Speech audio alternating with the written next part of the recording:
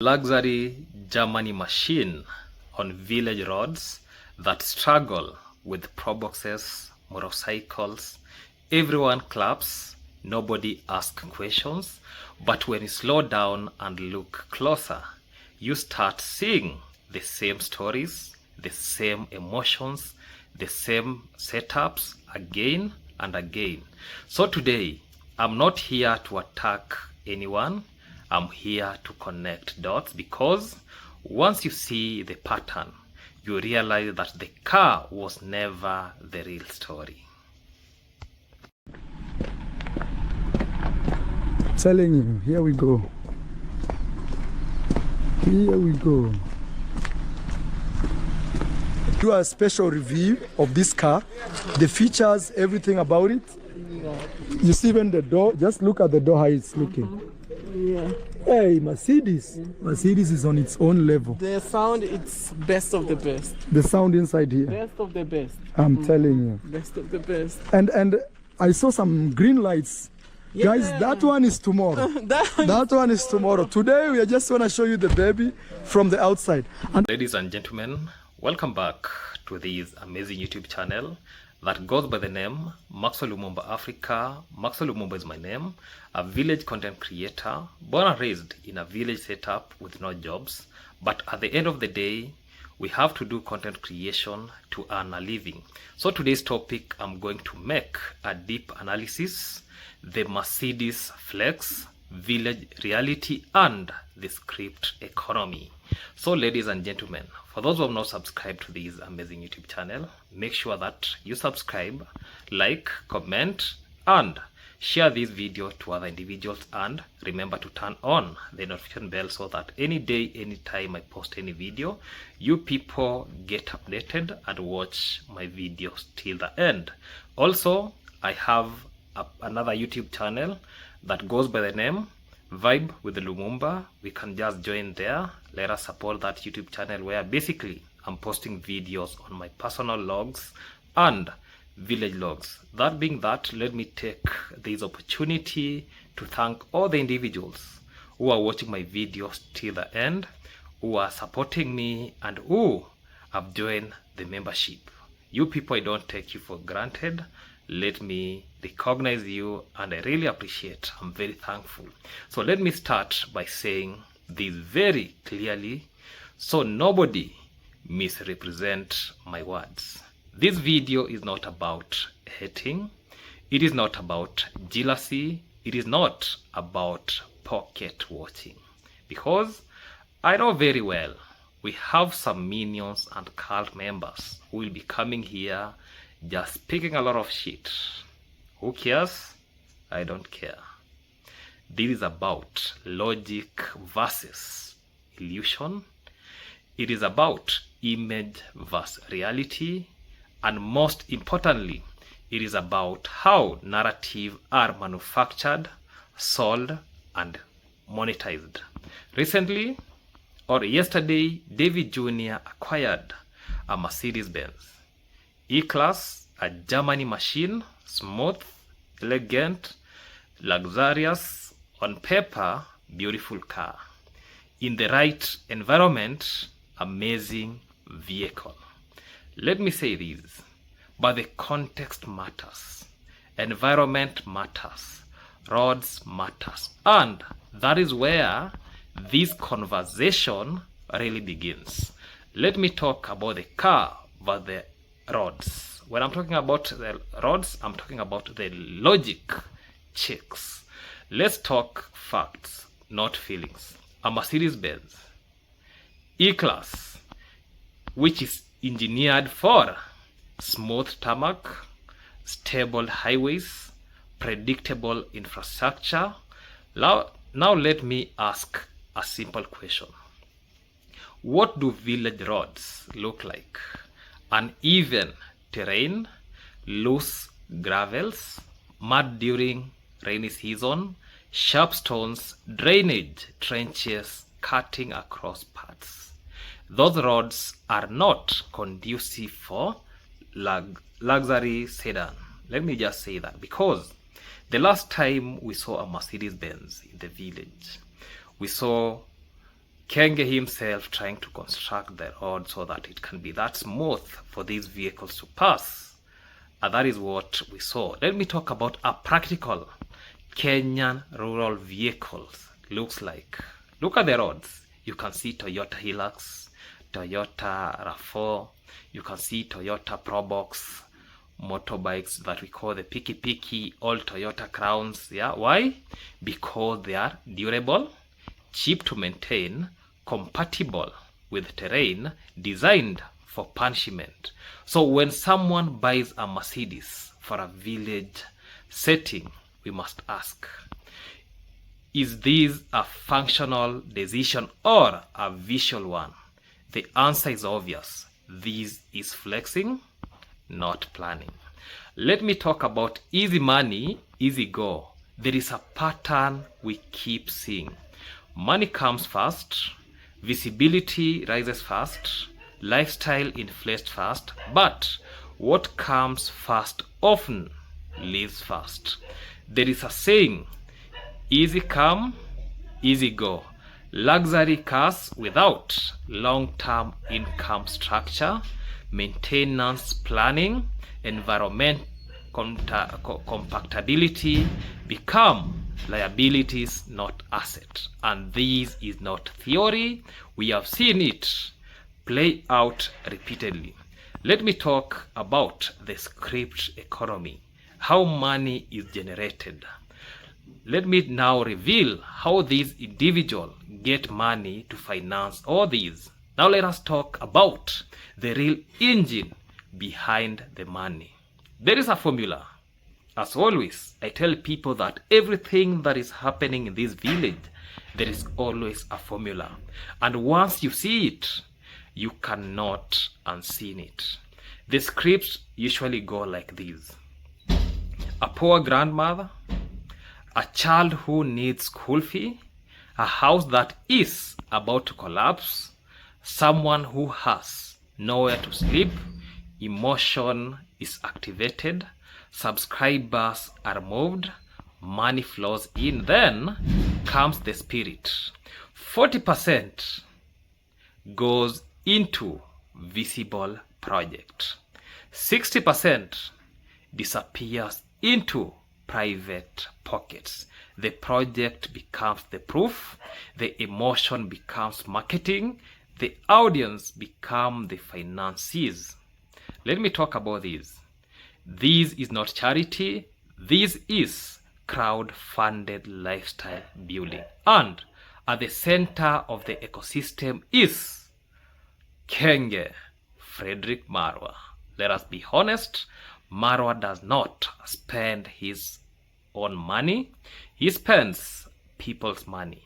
When you see project like this, we get to understand that numerous people send a lot of money. Some of the money is accounted, some of the money is not accounted, because let us say that two people have sent, let's say, like 1,000 USD each. You only come to the camera because you can't account for that. Then you tell us that there is somebody who sent $1,000 because I can't name this person because it is very private. Just know I've received this amount of money. That is how this works. And there's some money that cannot be accounted for. Let me talk about recycling narrative. Why it is always feel familiar. Have you noticed something? The story never really changed. There is just repackaged. New grandma, new child, new crisis, same emotional trigger. It is a storytelling, but not an accidental storytelling. It is international narrative engineering. We have looked at that pattern. You already know about that pattern. Let me bring something here clear that happened in Nairobi. The robbery incident, scripted carelessly. Because, let me just advise some people that when you want to script something, just script it in a manner that does not suggest that it's scripted. Let's revisit the Nairobi incidents involving Rocio. There is actually they are walking on the street, camera rolling. Underline that word, because Marwa was having a camera. That is why I'm talking about camera rolling. Perfect framing. Suddenly, a piki rider snatches Rocio's bag. Now pause.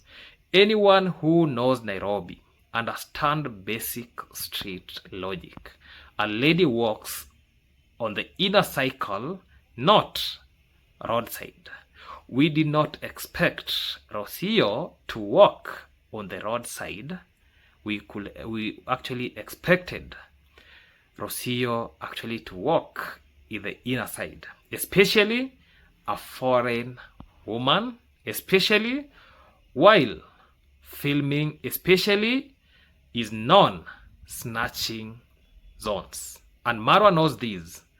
He says in other videos himself that Nairobi is a place where we get that handbag snatchers, phone snatchers. He has said this several times. We have documented videos about that. So why be careless this one time? Because chaos creates sympathy, engagement, donations. A theft becomes a storyline becomes income. That wasn't just misfortune, that was scripted vulnerability. Let me talk about the Brian's incident, which is a repeated pattern. Then we had Brian. Something goes missing, drama unfold, audience react, emotional, money start flowing. Again, different character, same structure. This is not coincidence. This is repeatable design. Let me talk about documented testimony. That is Sejo speaking. This is where it goes serious. Sejo the travel, after falling out with Marwa, openly stated something critical. He said, Marwa taught us how to manipulate the environment. Those were his words. This isn't speculation. This is a testimony. Manipulating the environment means framing shots intentionally, directing body languages, controlling emotional cues. Let me talk about the psychology of open arms, which is not random when it comes to Marwa. Here's something that actually subtle but powerful. Open arms, because we have seen Marwa a number of times doing this. Yeah, that is what I'm really calling the open arms. Open arms in the thumbnails, in the video. This looks harmless. It looks welcoming, but psychologically, open arms signal openness. Openness signal needs trigger helping behavior. This is psychology 01. When you see these people opening their arms this way, that know that they are asking for money. Check Marwa's thumbnails. Check the people he directs. Check the students that he trains about YouTube. He always tell them that open arms open, chest exposed, body language say, help me. That is not random. That is conditioning. And again, Seje confirmed this was taught. Let me talk about Dimwango and the BMW reality, because today's session I was talking about the vehicles that are being brought to the village as flex. Now let us talk about Dimwango. The BMW that was bought, it was not even fully operational. It needs fixing. Parts are expensive, and we had Marwa on camera soliciting money for repairs. So ask yourself, why buy a BMW for village terrain? Because it is not about driving, it is about appearance. The car is content, the car is status, the car is leverage, not practically. I usually tell myself that one day, one time when God bless me, maybe to own a small car vehicle, yeah, I will even consider having a double cabin, let's say like a Toyota Hilux or Isuzu, because I know at the end of the day it will be beneficial to me, because let's say I go for my walks or in a market, I just take those luggages or that, you know. When I was growing up, when I was very small, I was telling people that one of the vehicles that I would like to be having is like a pickup, especially a double cabin. Because you see, when you're going through maybe villages or where you get your maybe a goat, you put it there in your boot, so that means you can do a lot of things, and you know the stability is very high and everything is very decent. That is how I grew up doing that. The only vehicle that is meant for men is actually double KB Toyota Hilux. That is what I used to know, and still I can still say that that is still in my heart, that one day, one time when I'll be buying my vehicle, I have to consider these, because I see double KB fitting a real man. Leave alone those, I don't know, Mercedes. Leave alone those all cars that people are talking about. Let me talk about these. The core issue. This is not about Mercedes. This is not about BMW. This is not about the Peugeot. Because Davy Jr. had a Peugeot.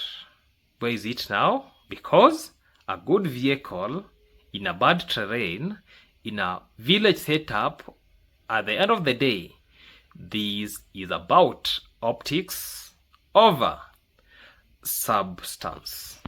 People are flexing vehicles that don't match the environment, don't match the infrastructure, don't match long-term sustainability. Why?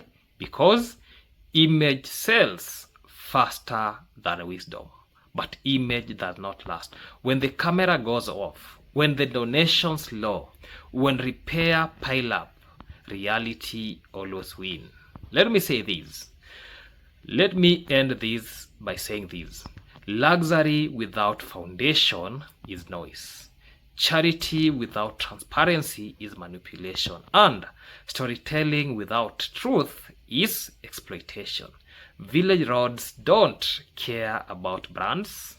They care about ground clearance. Reality doesn't care about flexing. It cares about sustainability. And the audience, they are slowly waking up. Wake up, moving forward, backward never. Goodbye.